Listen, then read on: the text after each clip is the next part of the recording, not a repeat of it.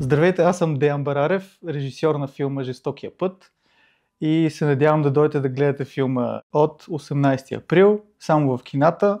Всички под група, заедно, веднага всички кина, да няма празно място, отивайте. Николай се обажда. Ние сме на върха, време, ние сме на върха. С времето, като разбереш всъщност какво се е случвало, историята е направо за игрален филм. Защо избра точно нея? Първо почваш да четеш, разбираш за Христо Проданов, за цялата там изградена митология и изведнъж всъщност виждаш, че под тази митология има много по-интересна история. И всъщност това на мен ми стана интересно. И това исках да се разкаже много повече, исках да се разкаже още повече в филма, в финалния му вариант, но в крайна сметка трябва да се съобразим с това, което те имаха да ни разкажат, което искаха да споделят.